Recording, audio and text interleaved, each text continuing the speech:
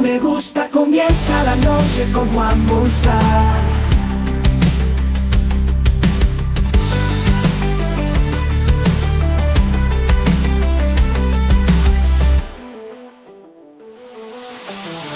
Bienvenidos a La Mesa Legal, tu podcast sobre turismo, negocios y leyes. Todo sobre la mesa, producido por MGE Abogados, construyendo confianza legal. Bienvenidos a La Mesa Legal, tu podcast sobre turismo, negocios y leyes, todo sobre la mesa.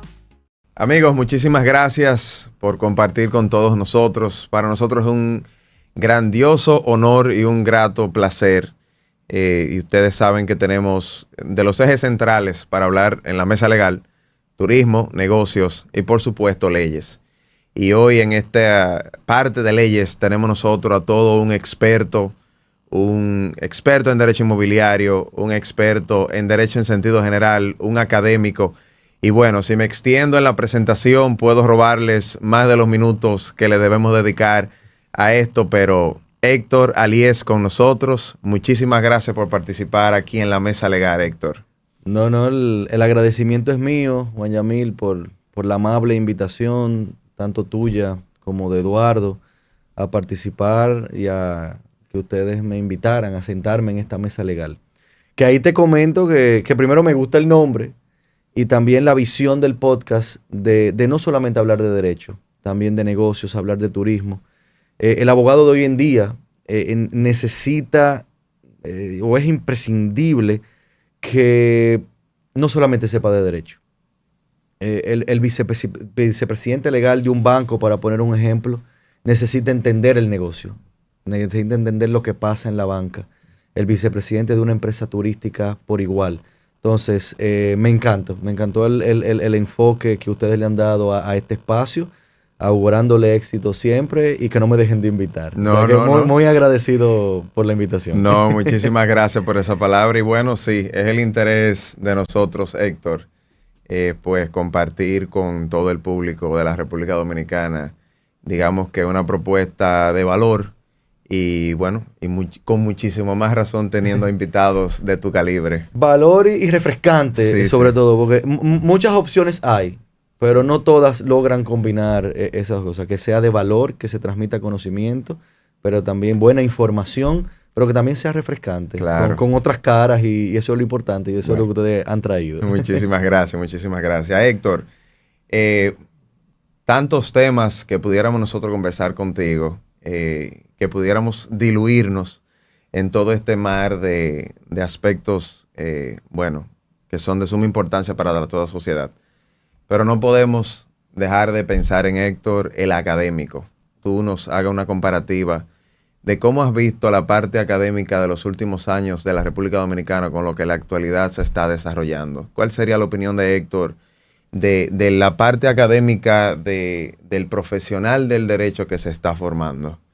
Muy bien, mira, de derecho que puedo hablar, que ha sido mi experiencia como abogado, y realmente se mantiene una tendencia a estudiar derecho. O sea, digamos que derecho es una de esas carreras consolidadas en el mercado dominicano.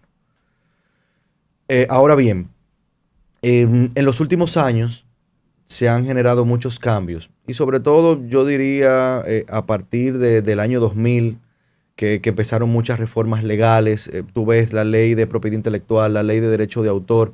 La primera ley de mercados de valores ya fue reformada, pero es de ese año. Luego vino la ley de registro inmobiliario, sale la de medio ambiente, la de áreas protegidas. Luego entonces viene la Constitución. Entonces la Constitución del año 2010 ha arrastrado, aunque faltan muchas leyes de adecuación, ha arrastrado, digamos, una renovación y actualización del marco normativo, en algunos casos vía reglamentaria, pero otros a través de leyes. Y eso ha exigido a la academia actualizarse. Y también la irrupción de otras áreas del derecho novedosas que antes no se estudiaban. O sea, yo te puedo poner un ejemplo de que la gente estudiaba derecho civil o derecho internacional o derecho constitucional, derecho penal.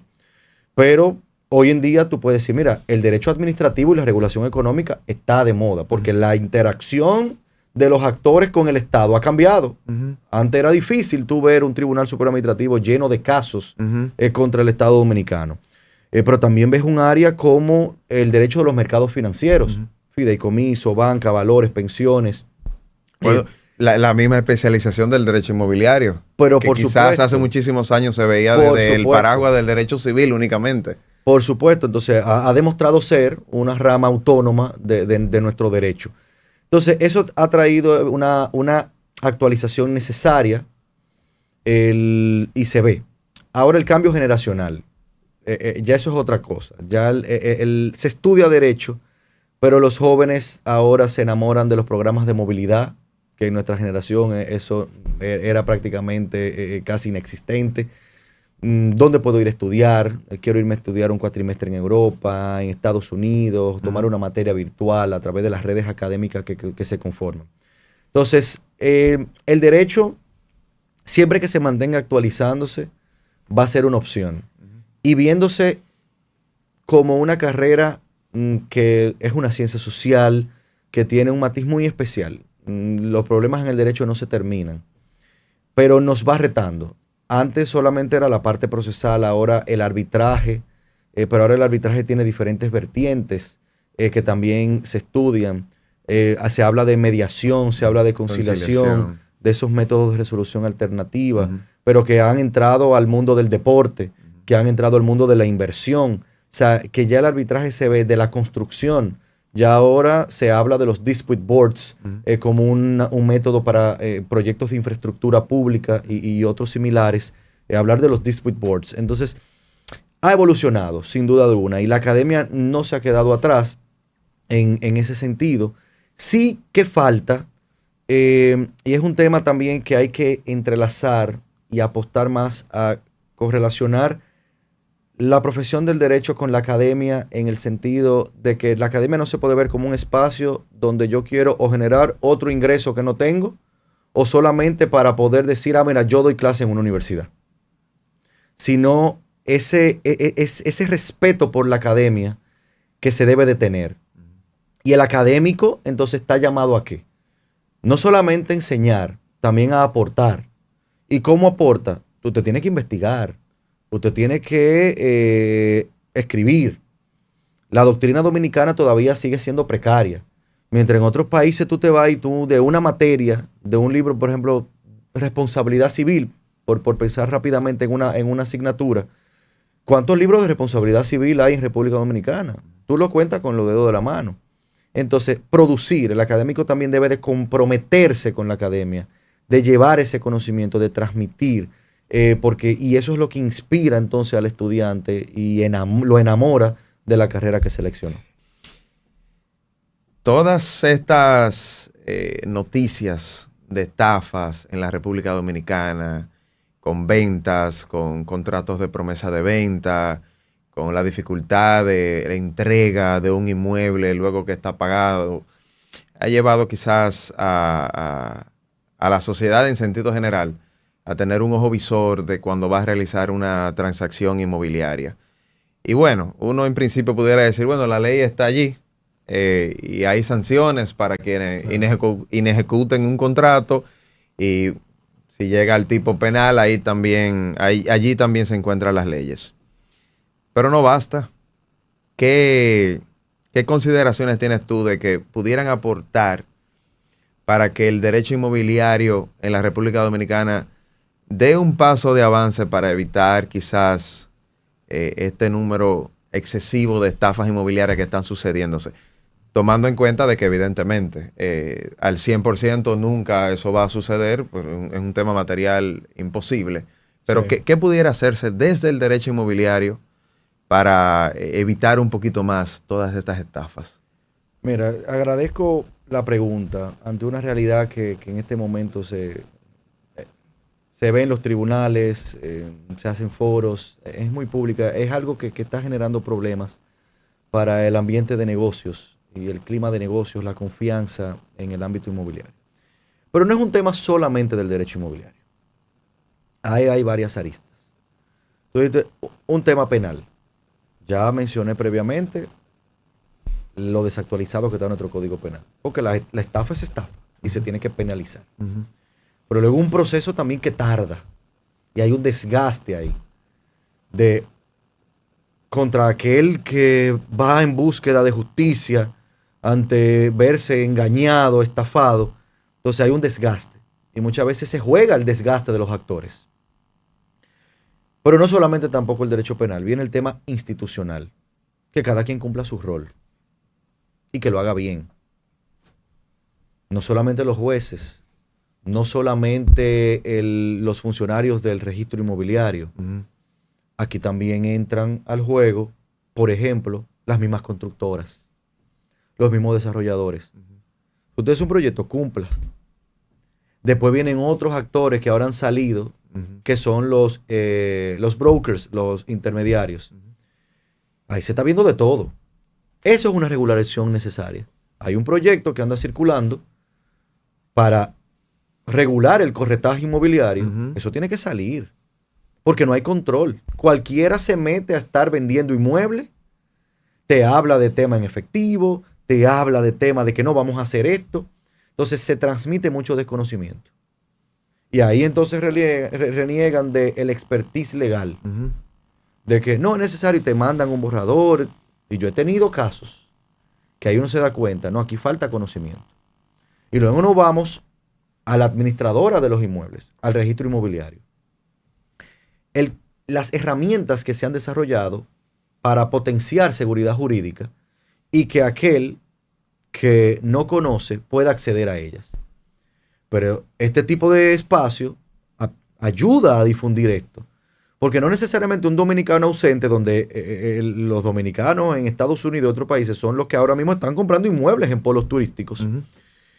Pero no conocen la ley 108. No saben lo que es una certificación de estado jurídico de un inmueble. No saben herramientas para tú poder verificar que, por ejemplo, Acoprovi tiene un listado de constructoras que en la web que son fiables. ¿A quién le estás comprando? El tema de los umbrales del manejo de efectivo conforme a la ley 155-17. El tema de los impuestos, todo este tema del Confotur, de la permisología, para tú poder darle un seguimiento a esto, de saber qué pedir. Mira, el constructor, y usted tiene el inmueble a su nombre. ¿Y de dónde viene ese inmueble? Entonces usted tiene lo que hay que acercarse a un abogado y decir, mira, hágame un due diligence inmobiliario, hágame una debida diligencia inmobiliaria, pero para eso se requiere conocimiento. Entonces viene un arista de difundir conocimiento. El registro inmobiliario está trabajando cápsulas y subiendo información al respecto, pero no basta. Los abogados tenemos que convertirnos en multiplicadores de esto. Entonces, cuando tú vienes a ver el tema también de las ventas en plano, esos planos están registrados, esos planos tienen los permisos, de cuánto el avance. Todo eso es que hay que verlo en su conjunto. No podemos echarle la culpa solamente a uno u otro actor. Es un problema general, integral, de muchos actores. En uno falló la constructora, no entregó o no entrega a tiempo y la gente empieza a desesperarse. En otro, los brokers te hacen un desastre y tienen un trabajo valioso en la promoción y en la venta de un proyecto inmobiliario. Pero no todo el mundo puede ser broker. En estados y en países con buenas regulaciones, para tú ser un corredor inmobiliario, usted tiene que tomarte un examen, tener una licencia. Que eso justamente quería tomarte la palabra. Yo estoy muy de acuerdo que todo el que vaya a desarrollar y a vender un inmueble, bueno, pero que esté registrado en alguna institución que pueda dar un aval hacia un tercero. O sea, no veríamos nosotros ningún tipo de inconveniente en ello. Por supuesto. Entonces, eso yo soy pro las licencias para los corredores. Pero también el tema interinstitucional. Ya tenemos que dejar para tratar de desincentivar al que busca el fraude, al que trabaja en esto. Tú le tienes que restar incentivos. ¿Cómo tú le restas incentivos? Vamos a utilizar entonces la inteligencia artificial y la tecnología para eso. ¿Por qué un usuario tiene que seguir yendo a la junta a sacar un acta de nacimiento o de matrimonio para depositarla en un registro. Yo quiero que el registro Que haya un inmobiliario cruce de información. y la junta central se comuniquen. Claro. Dime si esta persona está viva o está muerta. Cámara de comercio, de donde sea. Dime si esta sociedad está vigente, todo, pero es que hay que estar detrás de certificaciones. Esa comunicación, aunque esa sí ha mejorado bastante, DGI y registro inmobiliario. Los ayuntamientos, a veces están los ayuntamientos por un lado y todo lo demás. Entonces, esa interoperabilidad, esa interacción entre las instituciones tiene que darse, porque eso les resta incentivo. Porque dice, mira, no importa lo que yo deposite, la información la tengo yo. No te lo tiene que traer el usuario.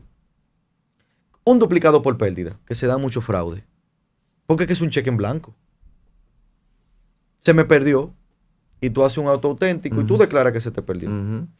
Y el registrador realmente no sabe si se te perdió o no y quién tú eres.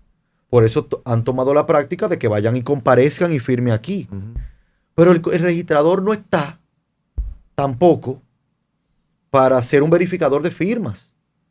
¿A dónde te lleva eso? A la degradación de la función notarial que hemos tenido en nuestro país. Entonces, ¿de qué sirve eso? También la causa del derecho. Este es un país donde ingresan al registro acto auténtico, acto bajo firma privada, de todo. Hay países donde todo tiene que ser, ¿para qué? Para tú poder responsabilizar en la línea y en la cadena de responsabilidad. Decir, mira, es que el notario debieron de ir la parte y firma ante él. Si después me sale que esa persona estaba fallecida y con eso se hizo un fraude o una estafa, entonces no, pero espérate. Ahí falló el notario, no necesariamente el registrador. Entonces, es complejo, pero es el momento adecuado para entender el problema con todas sus aristas y no entender que es solamente de la jurisdicción penal y del Poder Judicial o que es solamente del registro inmobiliario. No, son muchos autores. Vamos a regular a los corredores. Y en toda esa cadena que mencionas, está la nuestra, la de la parte legal. Pero totalmente. Yo entiendo que hay un núcleo por parte de quienes ejercemos el servicio legal en la República Dominicana, de tener una alta responsabilidad. Y tú hablando, cuando conversábamos sobre la academia, de tener valores, es que todo se enlaza al final. Sí, todo sí. se enlaza. Mira, y ese tipo de estafas, es difícil que lo haga una sola persona. Siempre hay varios actores involucrados que se juntan, lo que en derecho penal le llaman esa asociación de malhechores. Entonces, hay una responsabilidad también, moral, ética, por parte del profesional del derecho. Eso es así. También todo bancarizado. Apóyate de sectores regulados que te pueden respaldar ante cualquier situación. Por eso se ha visto, mira, compre en proyectos bajo fideicomiso por todas las regulaciones que tiene. Y por toda la garantía y la seguridad que brinda. Claro, por el tema de la banca, porque antes de un desembolso, el banco toma medidas importantes, pide sus certificaciones y verifica en la cartografía, hace las diligencias propias para tratar de evitar un escenario no alentador. Pero falta. Entonces ahí es que decía el tema de difundir conocimiento. Para que no diga una gente, no, ven, a mí yo tuve un caso para distendernos un poquito. En una zona del este, no diré exactamente porque no quiero atacar a nada ni a nadie. Y no, que tanto en efectivo. Y después otro pago en efectivo. Y después tú me pagas. O sea, entonces lo ven todo como tan sencillo y no van a pasar nada. Después pasa. Entonces se le venden soluciones supuestamente fáciles, de prácticas, muy de negocio. No. Por corredores. Sí, sí. Yo tuve en ese caso que fue el corredor que dice, no, mira, tú me pagas tanto a mí, pero ¿a razón de qué? ¿Y atado a qué? Eso no pasa un filtro, un test de cumplimiento. Que el compliance es importante para las empresas, para la persona física, para todos. Ya el compliance es uno de esos términos también de moda, pero más que una moda, es una realidad. O sea, sin cumplimiento no podemos garantizar que cosas así no pasen. Entonces es cumplir todas las leyes. Entonces si tú ves que en esa cadena de cumplimiento alguien falla o te dice, no, esto no es así, vamos a hacerlo así. Tú dices, esto es un maco. Aquí está pasando algo. Y que la gente aprenda a identificar eso. pero también asesorándose. Como generalmente uno le dice, señores, hay que hacer un doble chequeo. Por supuesto. Hay que tener un listado de cosas por cumplir y por doblemente chequear. Pero bueno, Mira, hay algo se va sencillo perdiendo. que la gente no sabe. Una certificación de estado jurídico del inmueble. Te da todas las anotaciones. Tú puedes verificar ya en la página del registro inmobiliario si esa certificación se emitió, salió del registro que dice, y si fue firmado por la persona que fue firmado y te dice los asientos. Es una herramienta que no todo el mundo sabe. A veces se quedan en la consulta de expediente. No, espera, tú puedes verificar si ese certificado de título realmente fue emitido por el registro inmobiliario. Entonces, ¿qué viene? La certificación te enseñan, vamos a hacer negocio. Una certificación del año 2024. Estamos en junio del 2025. No, es que no me vale. ¿Y por qué?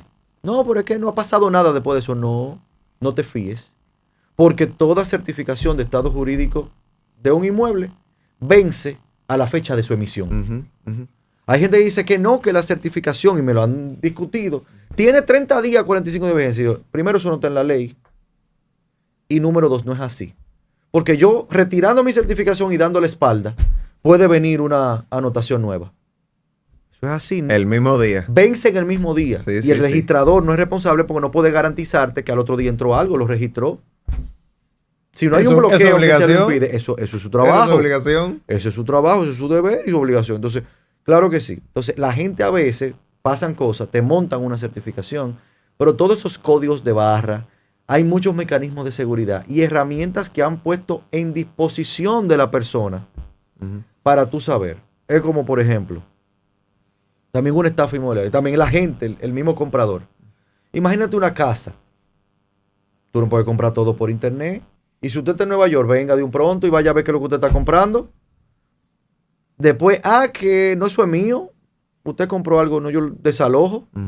¿Y por qué usted no fue a verlo, a ver qué había ahí?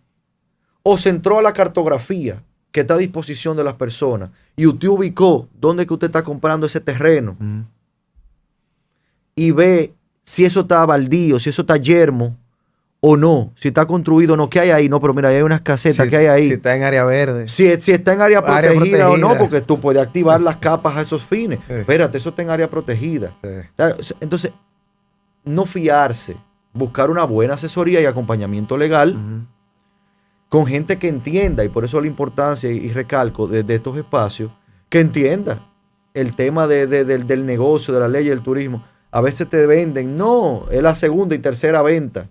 Y digo, si después no, tú te beneficias del Confutur y después viene Hacienda y te dice, no, que tú no aplicas. Claro.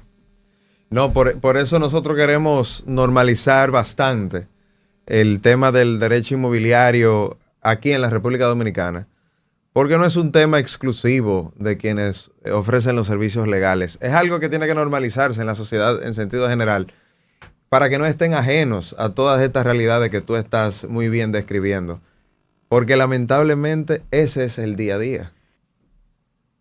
Óyeme, las sucesiones y los divorcios que no tienen un inmueble de por medio se solucionan rápidamente. La gente se pelea por la tierra. Sí. Y como la tierra no pare, es finita, está aquí, aunque ha habido intento de multiplicar la tierra en este país, óyeme, eso es lo que la gente busca. Sí. Eso es lo que divide a la gente. Entonces, el derecho de la gente, el derecho que está ahí siempre entre esa aspiración, porque la gente también quiere quedarse con lo que no trabajó. Sí, sí. Y ahí entonces está dispuesto a matarse con cualquiera, hasta con su propia sangre. Entonces, esas son cosas que también a medida que se difunden, hablaba hace un rato del fideicomiso. Sí. Hay fideicomiso de planificación sucesoral. Hay que democratizar todos estos temas. Hay otros vehículos y transacciones y operaciones que se pueden lograr para tú no dejarle un problema al que viene, al que queda ahí. Entonces, he entendido eso, que el derecho y me da, y me toca, porque cuando tú lees la noticia, que tú lees que X persona que se fue a Nueva York y trabajó 30 años y sus ahorros lo metió en una propiedad en República Dominicana. Óyeme, en vez de seguir por allá, lo que quieren es hasta volver y retirarse aquí. Y que luego eso se le genere un problema. Pero eso es penoso. Eso es penoso. Y ni siquiera mencionar la parte de la inversión extranjera. Claro, pero eso rompe el alma. No, Sí. aquí hay inversionistas que se han ido huyendo. Claro. Entonces, preocuparnos por eso.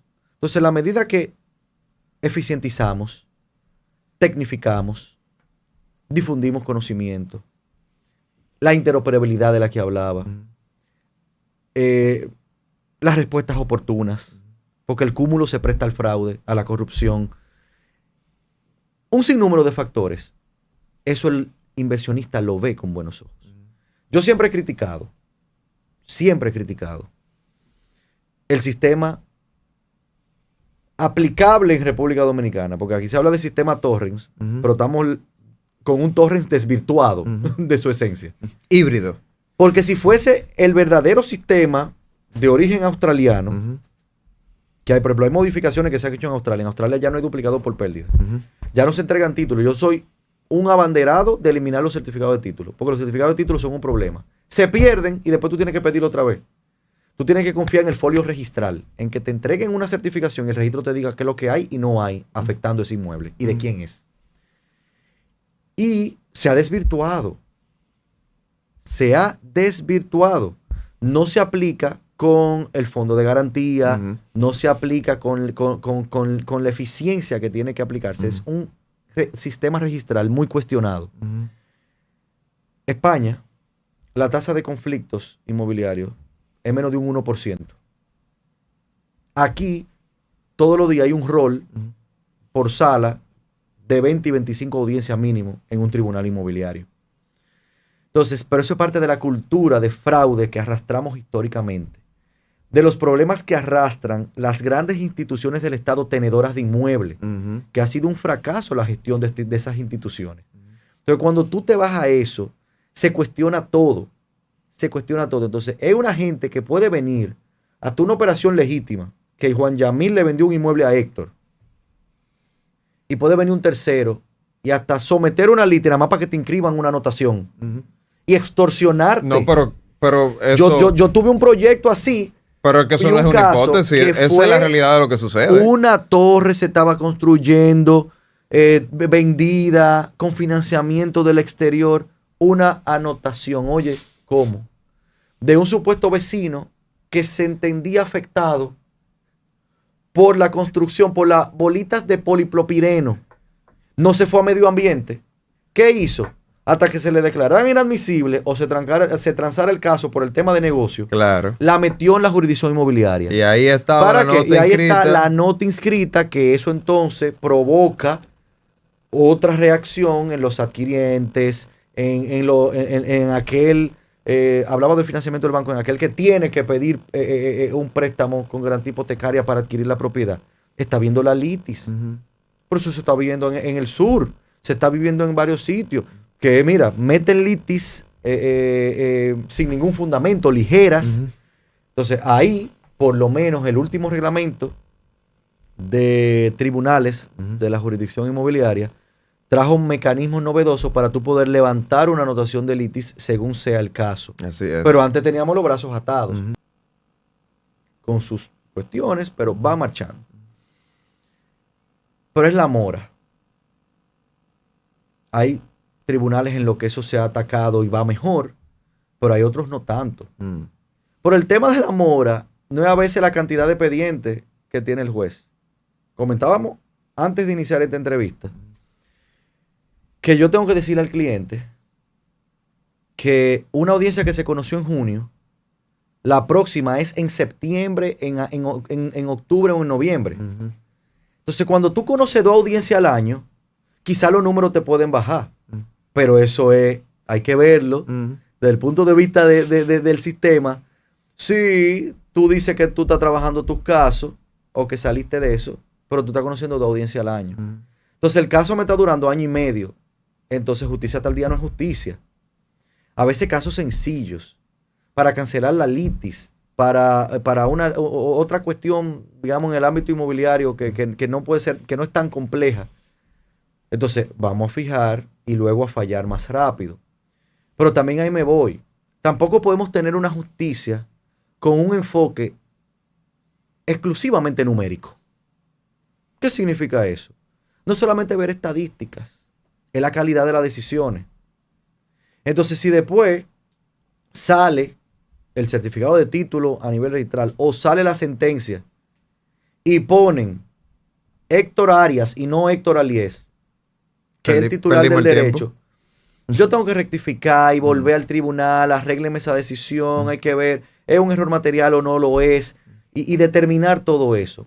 Entonces, es la calidad de las decisiones y también las motivaciones del juez. Porque ahí es que están tus garantías procesales, en que te motiven las decisiones. Y más ahora, en un escenario jurisdiccional, legal, donde el derecho se juega en las dos primeras instancias. Porque ya el interés casacional vino a variar las reglas del juego. Ese interés casacional, que se ha ido entendiendo y aplicando paulatinamente, puede que un caso que para ti es importante, para la Suprema quizás no lo sea. Entonces, tú revertir eso es complejo, puede ser complejo. Entonces, eso cambia también la dinámica. La dinámica, porque la gente se acostumbró también a decir, no, tenemos la Suprema siempre. Quizás eso no sea del interés del órgano casacional. Yo llegué a conocer, y discúlpame que te interrumpa, abogados que intencionalmente dejaban vencer la primera instancia para conocer el caso por primera vez en una corte de apelación. No, pero es una falta ética grave. Sí. Pero ya la gente a veces está, y yo he visto, que proyectan, ¿no?, desde primera instancia hasta el Tribunal Constitucional. Porque hay que ir al Tribunal Constitucional. Óyeme, sin que haya una vulneración a derechos fundamentales, a garantías fundamentales procesales. O sea, no. Porque hay que ir. No, porque después de la Suprema, no importa lo que falle la Suprema, no vamos al tribunal. No queda el tribunal. Porque está la revisión de decisiones jurisdiccionales. Eso no debe de ser así. Claro. Eso no debe ser así. Entonces, ahí, y conteste contigo, es la importancia también de los valores y la ética y el buen ejercicio profesional que tenga el abogado. Entonces, ahí te digo, el tema de ver la mora, no solamente en la cantidad de casos, sino también en qué tan rápido tú me estás dando respuesta. Porque para mí, 2 audiencias al año no está resolviendo el problema. Ver también el tema de la transformación digital, pero también ver cómo tú hacer un abordaje de, imagínate tú, la Suprema está aquí, el Tribunal Supremo Administrativo está aquí. Gente que está y viene de Dajabón. De Dajabón. Yo nunca voy a olvidar yo tuve un vínculo muy cercano con una secretaria general de la Suprema Corte de Justicia Histórica, doña Grimilda Costa. Y óyeme, ella siendo secretaria general, un día me comenta que en el edificio que alberga la Suprema Corte y la Procuraduría, la persona fue sin mangas. Pantalón largo, pero sin mangas. Es que no cumplía el protocolo del edificio. Que no podía entrar. Y después se dio el viaje de Dajabón. Y doña Grimilda dijo, no, ¿viene para la secretaría? No, que suba. Y yo le recibo. Y después entonces puede retirarse. No, que le falta un sello, no, venga. Y después tráigame, baja y búsquelo. O sea, la atención al usuario. Sí. Si apostamos todo, se va a deshumanizar el Poder Judicial. Entonces eso es peligroso, porque a la gente hay que entenderlo, y más cuando procura justicia. Hay mucha impotencia, Entonces no podemos deshumanizar el Poder Judicial. Tenemos que mantener un Poder Judicial cercano a la gente. Entonces, la tecnología tiene ese problema. Entonces, hago la historia de doña Grimilda porque no podemos deshumanizar el Poder Judicial. Entonces, si nada más vamos a estar en un sistema y todo eso, entonces no. Aún así, se tienen que crear espacios y centros de atención al usuario para solventar una queja, para solventar una situación. Y toca ahora mismo, en este momento que estamos viviendo, más que ser consecuente, saber colocarse al nivel y a la altura en las circunstancias que estamos. Porque recientemente, con los problemas cuando se lanzó esta plataforma, que ya ha ido mejorando bastante con reuniones y encuentros que se han hecho de retroalimentación, le cantaron defecto a muchos abogados. No, espérate. No emita defecto. No pudo entrar. Es que entró al link que no era. no pudo, no recibió la conectividad. Entonces también hay que hablar con el órgano regulador y la telefónica. Aquí hay que mejorar la conexión a internet.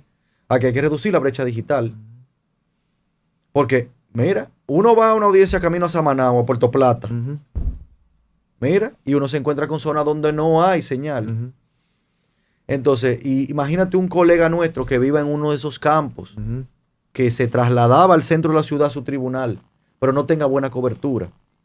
Entonces ahí también tiene que acercarse el Poder Judicial al Poder Ejecutivo y a otros actores para trabajar también esa parte, para poder brindar una justicia oportuna y eficaz. Héctor, sin abusar de tu tiempo. Ay, pero yo estoy encantado aquí. Podemos seguir hablando. Lo que más hace un abogado es hablar. Toda esta experiencia que tú tienes en el mundo del derecho, me pregunto, ¿qué te marcó a ti profesionalmente en tu historia, en el ejercicio o personal, que te haya llevado hoy a ti a los lugares en los cuales hoy tú te encuentras? ¿Qué experiencia de vida tú pudieras compartir con nosotros que también pueda servir, a todas las personas que nos están viendo y escuchando para aprender un poquito más de ti, pero ahora de Héctor, la persona? Nosotros siempre tenemos como norma que cuando conversamos con un entrevistado de aquel lado, queremos conocer la parte humana. Y es obligatorio.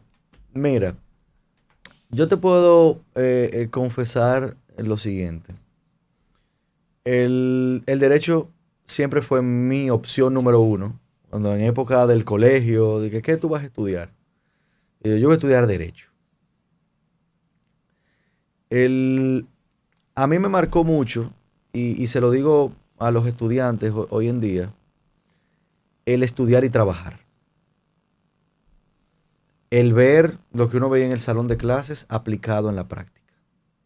En una institución compleja, mi primer trabajo fue en el Ministerio Público. Y te puedo decir que fue una experiencia. Me decían el procurador en la universidad, los amigos míos. Y eso ayuda a tú entender las instituciones por dentro. Luego la vida me fue llevando y me llevó al derecho inmobiliario. Y yo te puedo decir que el conocer lo que ha sido la historia desde dentro, en mi época dentro de la institución del derecho inmobiliario dominicano, primero es interesante, pero puede dar miedo. Porque aquí se han hecho muchas cosas. ¿Hubo alguna experiencia que tú quisiste desmayar en tus esfuerzos? Mira, yo soy muy persistente, insistente y trato de luchar por mis objetivos. Pero siempre hay momentos porque uno es humano. Uno es humano. Recientemente que defendí mi tesis doctoral en Bogotá, y me preguntaba un gran amigo, colega, ¿tú estás nervioso, ansioso, contento? Y yo, un poco de cada uno. Porque el que te diga que en un escenario como este no se pone nervioso, claro, no tiene cierta ansiedad de lo que te pueden preguntar, pero también la alegría de que ya tú estás casi llegando a la meta y finalizando. Claro. El que te diga lo contrario te está hablando mentira. No, y está haciendo algo que le puso todo el tiempo y el corazón. Te está hablando mentira. Entonces, a nivel inmobiliario, cuando pasé ahí, los retos fueron muchísimos. O sea, transformar y ver lo que es hoy en día el registro inmobiliario, que puede mejorar muchísimo, claro que sí. Pero primero, el aprendizaje, porque ahí yo aprendí las bases de lo que ejerzo principalmente en el día de hoy, de lo que enseño en las aulas universitarias y de lo que me ha formado como profesional. Y por lo que ustedes me invitan, hablaba en parte de derecho inmobiliario. El aprendizaje fue inmenso. Pero ahí gané personas valiosas, habilidades blandas, pero también aprendí a ser o aprendí a cómo no ser. Porque había mucha gente que estaba haciendo lo que no tenía que hacer. Y eso laceraba el sistema. Entonces nos dimos cuenta que la ley estaba ahí, pero que había actores que impedían que se ejecutara como se tenía que ejecutar. Entonces, el tú aprender eso, a cómo no ser. Óyeme, uno es como es, pero tú tienes que aprender a cómo no ser. yo no voy a ser ladrón, yo no voy a ser corrupto, yo no voy a ser una mala persona. Entonces, hay gente brillante, pero que no son buenas personas. Entonces, eso es importante, mantener ese humanismo ahí. Y la academia también me ha ayudado mucho a eso. El tema de la pandemia. Wow, eso fue un reto para el que tiene su oficina, porque entonces tú pasar, y yo desde el 2012, 13, ya yo empecé con mi práctica privada. Y tú, óyeme, Juan Yamil, los retos que se presentaron en ese proceso de incertidumbre, que de qué podía pasar y cómo el mundo empezó a transformarse. Eso a mí en lo particular me marcó mucho. Y más, y como toque personal, con la familia. Sí. Yo con 2 bebés prácticamente, una administración de una escuela a nivel universitaria, la oficina, el personal, el tú no solamente pensar en la subsistencia o en la supervivencia tuya y de tu familia, sino de otras personas que también estaban en su casa pero que dependen de ti. Entonces, eso de alguna forma u otra marca mucho. Y mi experiencia estudiando fuera, yo también la puedo destacar en mis estudios en Madrid. Eso te saca de tu zona de confort. Una experiencia valiosísima que me permitió a desacomodarme y a decir, tú no sabes lavar ni planchar, bueno, te toca aprender a planchar, a lavar, a cocinar. Fue todo un reto. O sea, eso. Entonces, cuando tú vienes, esas son experiencias que te van marcando. El administrar personal. Yo soy de los que aprendo de mis estudiantes. Soy de los que entiende que detrás de cada persona hay una historia. Hay que entenderlo. A veces llega un estudiante al aula y yo, mira, ¿qué te pasa? Tú no estás igual que en la clase anterior. Que conversemos al final de la clase un poco. Y eso tiene un valor para mí importantísimo el acercarme. Y tengo un don que es que me aprendo, y Eduardo, tu querido colega lo sabe, yo me aprendo los nombres de todos mis estudiantes. Es decir, no sabemos cómo usted se aprende los nombres, pero me los aprendo. Porque para mí no son un número, no son una matrícula, son personas. Entonces no mismo tú decirle, no, mira, no, Juan Yamil, Carlos, Perla, María. Para mí eso da un toque distinto. Entonces yo me aprendo los nombres de mis estudiantes. O sea que para mí eso es importante. Tuve muy buenos profesores. Yo también. A los cuales recuerdo con mucho cariño. Sí. Pero hay uno en particular que lo recuerdo más porque nos llamaba por el número de la matrícula. Y bueno, tú conversando sobre eso me dio envidia todo lo que están mencionando. No fueron todos los profesores. Pero claro. Pero siempre hay uno. Pero no significa que en la enseñanza de su disciplina no, para nada. Sea un mal profesional. Claro, Lo que te digo que es algo como mío. Entonces, yo voy conectando, aprendiéndome cosas que le interesan a esa persona. Una dinámica el primer día de clase. Yo le digo, ¿qué te gusta? A mí me gusta el fútbol. Entonces ya es una gente que yo le digo, mire, ¿cómo va el fútbol? ¿Viste el juego este fin de semana? Y uno va conectando con la persona, además del estudiante, sin bajar la exigencia. Esta generación necesita que le exijan. Tienen todo a su disposición y aún así se distraen y no dan el todo por el todo. Ahí conectamos otra vez con la inteligencia artificial y otros retos que tenemos hoy en día, tanto en la profesión como también en el ejercicio docente. Y hay que exigirle. No se puede acomodar a esta generación que está pasando y en la que uno ve diferencias muy notorias en el nivel de madurez, en de afrontar los problemas. Se frustran rápido, se distraen con cualquier cosa de lo que era la generación anterior. La que nos trancábamos a estudiar en la biblioteca porque no teníamos de otra. Entonces, ¿hay ventajas hoy en día? No te digo que usa la biblioteca, pero también usa las herramientas, pero vamos a usarla bien. Pero hay que exigirles de que sepan que la vida es un constante sacrificio, un constante aprendizaje, un constante superarse, de que hay momentos buenos, hay momentos malos, en el no desistir. O sea, todo eso juega y hace al buen profesional. No existe nadie invencible. ni nadie que no le pase nada. No, eso no es cierto, como te decía anteriormente. Es cómo y tener las herramientas de todo tipo, emocionales, personales, para tú poder soportarlas y echar hacia adelante.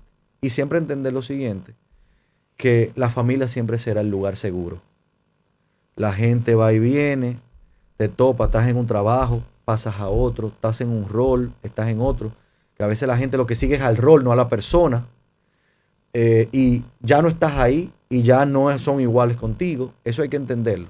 Porque tú lo que tienes cuando ocupas una función, y eso por lo menos yo lo tengo bastante claro, tú te tienes que llevar resultados satisfactorios, porque lo otro que tú te llevas, además de tus resultados, es la ingratitud de mucha gente. Entonces, eso tú tienes que tenerlo claro. Entonces, tu lugar seguro siempre será tu familia, que te va a empujar y te va a seguir. Olvídate de todo eso y sigue adelante y echa para adelante. Y buscarle también un motivo a tu vida. En mi caso, yo tengo que ser un modelo para mis hijos. Y la bujía de mi día a día, en cualquiera de los roles que tengo, son mis hijos. Y el yo brindarle un buen ejemplo a ellos y enseñarlos lo que van a necesitar en el futuro. Héctor, wow, gracias. De verdad que sí. Gracias por tu tiempo, gracias por compartir tantas cosas personales que yo sé que van a servir demasiado. A mí me van a servir demasiado. Y yo sé que van a servir también para todo ese público que nos siga. Para el público, y cuando ustedes me necesiten, yo vengo. Vamos a hasta poner una columna en esta mesa legal, porque las mesas legales tienen varias sillas. Entonces, pero reitero, felicitar la iniciativa. Gracias a ti. Estos son espacios que se necesitan, donde se aprende, se conoce, porque como te digo, a veces a uno piensan una cosa, realmente es otra. Del derecho inmobiliario, que fue en cuanto a la rama que más conversamos, se aprende. Del Poder Judicial, quizás me escuchan y digan, bueno, ¿verdad? Vamos a llamar a Héctor para ver qué opiniones puede tener para seguir mejorando. Por favor. Y yo siempre dispuesto y muy agradecido siempre con ese poder del Estado. Igual que los estudiantes vean una cara humana del profesor, en mi caso, en este momento, del director, para mí es valioso también, porque eso es lo que uno se lleva, eso es lo que queda, y espacios como este lo hacen posible. Entonces yo reitero mis felicitaciones, que se sigan animando, Qué bueno, gracias, que sigan difundiendo temas en la que interactúe el turismo, que es un tema importante para ustedes, las leyes, los negocios. Eso es, y decía, porque fue un momento impactante para mí el momento de mi maestría, porque me abrió las puertas al mundo. Vivimos en una sociedad muy particular, una media isla en el Caribe, y cuando tú te enfrentas, eso cambia tu manera y tu perspectiva de ver las cosas, porque tú escapas a lo que tú vives aquí. Y yo lo comentaba cuando volví con mi novia en ese momento, hoy mi esposa, y yo le decía, y ella me dice, pero como que tú ves cosas ya diferentes. Y yo, es que esto en España, es que eso no es un problema. Eso no es un problema, eso lo ven diferente. Y para mí eso me ayudó bastante para comprender mucho a las distintas personas con las que uno tiene que interactuar. Te vamos a tomar la palabra y desde la dualidad de la mesa legal, tanto en Santo Domingo como en Puerto Plata, públicamente, Héctor Aliés, en el próximo capítulo vamos a hacer desde Puerto Plata. ¿Qué te parece? No, y quiero decirlo, puedo ir a Puerto Plata porque me gusta Puerto Plata. Qué bueno. Puerto Plata tiene un potencial económico que todavía no conoce límites. Se ha recuperado bastante. Yo entiendo que se debe de seguir fomentando esa visión empresarial, esa visión económica, esa visión legal de los negocios. Tiene playas hermosas, proyectos importantes, es decir, que se ha dinamizado bastante. Y ustedes son fruto de Puerto Plata y se nota su buena formación, su buen hacer. Y nada, sigamos y vamos la próxima allá a Puerto Plata para... Vamos a hacer un capítulo especial con la playa de fondo. Que tengo, ay, pero fantástico. Yo que tengo unos meses sin ir, que el doctorado me tenía un poco trancado y sería fantástico para mí volver a Puerto Plata, donde tengo gente querida, muchos amigos, abogados y no abogados que son de allá. Y que he conocido gente muy, muy valiosa de Puerto Plata. O sea que siempre pensar en Puerto Plata como uno de esos puntos del país que hace sus aportes y que genera. Te esperamos allá, porque si hay algo que caracteriza al puertoplateño es la hospitalidad. Así que, Héctor, gracias. Eso me consta. Vamos a tumbar el túnel para que tú entres. Héctor, muchísimas gracias. Claro que sí. Gracias a ti, Juan Yamil, y a todo el equipo. Amigos, muchísimas gracias. Un placer. Aquí finaliza La Mesa Legal, tu podcast sobre turismo, negocios y leyes. Todo sobre la mesa, producido por MG Abogados. Bienvenidos a La Mesa Legal, tu podcast sobre turismo, negocios y leyes, todo sobre la mesa. Me gusta, comienza la noche con Juan Musa.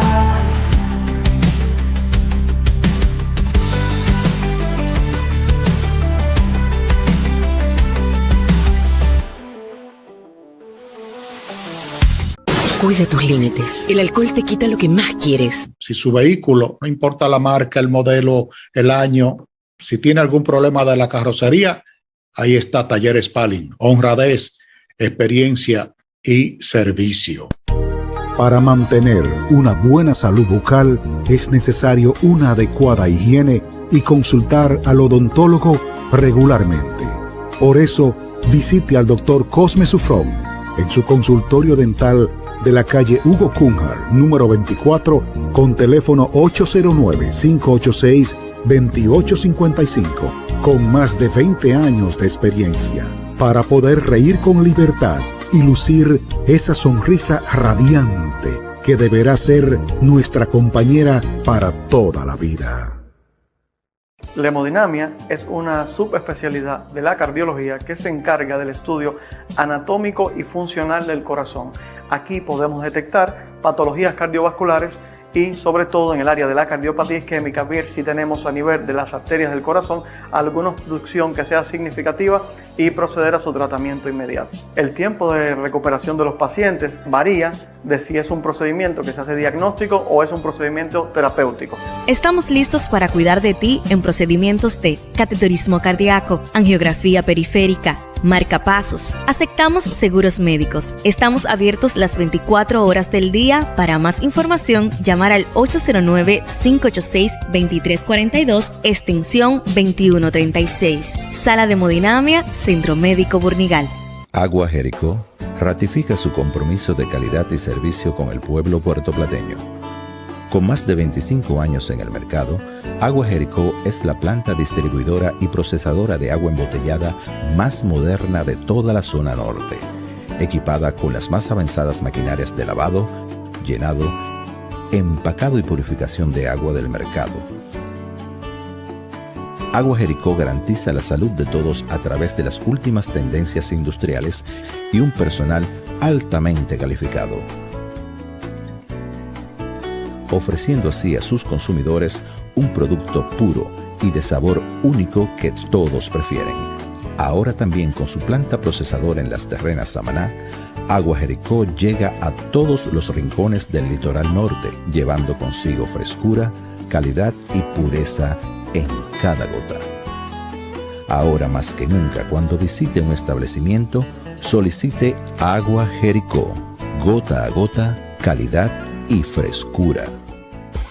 Cada noche va a terminar. Cada noche va a terminar. El lunes va a continuar. Ya la noche va a terminar. Cada noche va a terminar.